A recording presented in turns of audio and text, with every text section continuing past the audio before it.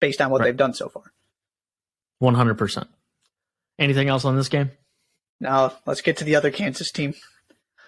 Kansas 62, Iowa State 60. Second game in a row that was very much in the air for the Jayhawks. They had no business coming back and beating Oklahoma. They came back and beat Oklahoma anyways. And here we are, death taxes, and Kansas is first in the Big 12. They're 16-1. They are now 5-0 in the Big 12. They have three teams nipping at their heels in Kansas State, Texas, and Iowa State, but nipping at their heels is the key phrase in that sentence. They've separated themselves slightly. 16-1.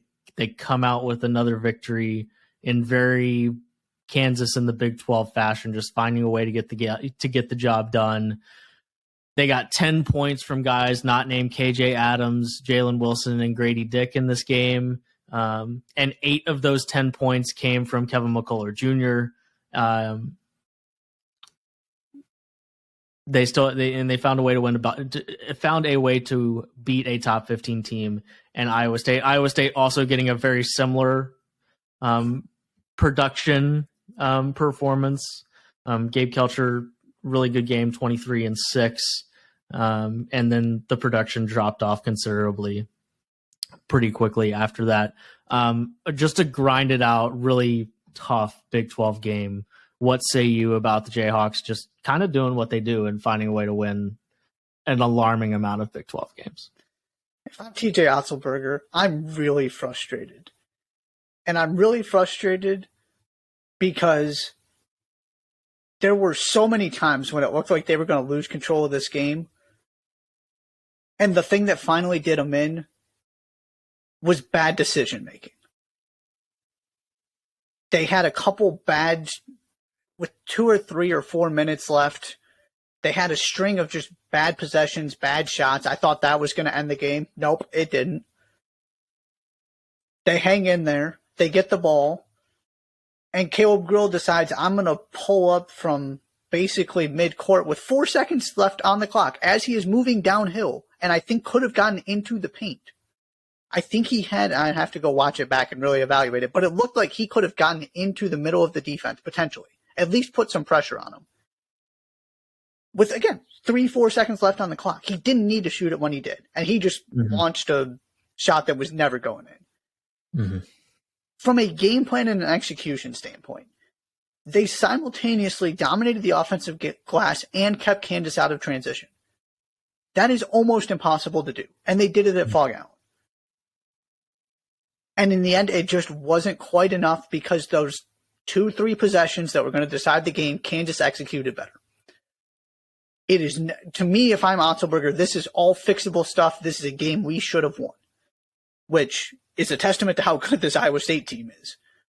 And also a reminder of how difficult it is to win in the Big 12, because if you don't win the game, Kansas is going to. You can't just leave it up to kind of one possession. You need to actually make sure you win that game and make the plays to take it from Kansas, because if you don't take it, Kansas will say thank you, and somehow, some way, they'll answer all your threes. They'll get the bucket they need. It's just what happens. Yeah, it's I just kind of agree with all of the things that you just said, right? I mean, it was a game that, props to Iowa State. I mean, we are so far past the will Iowa State continue the level of play once they get into Big 12 play. Like, we're so far past that at this point. But it is more than anything a testament to how well you have to play for all 40 minutes. Because if you asked Otzelberger, in a very truthful setting, if he felt like that his team did what they needed to do to win this basketball game, he would say yes. Exactly.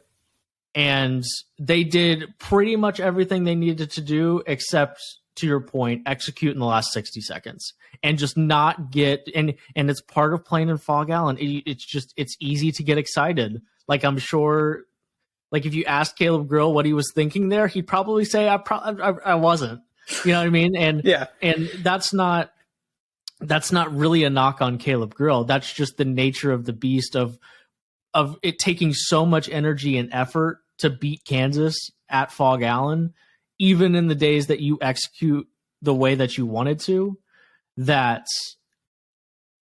when you get a chance to do it, it's just like borderline overwhelming, like just because it's so uncommon. And like you said, I mean, they knocked down, 8 of 20 from the 3-point line, but they only shot 38% from the field, but they found a way to be in this basketball game. They really did. And it was just barely not enough, and against everybody else in the country, it would have been enough. If you execute the game plan to the way that to the T, the way that Iowa State did against anybody else except Kansas at Fog Allen in Big 12 play, it would have been enough.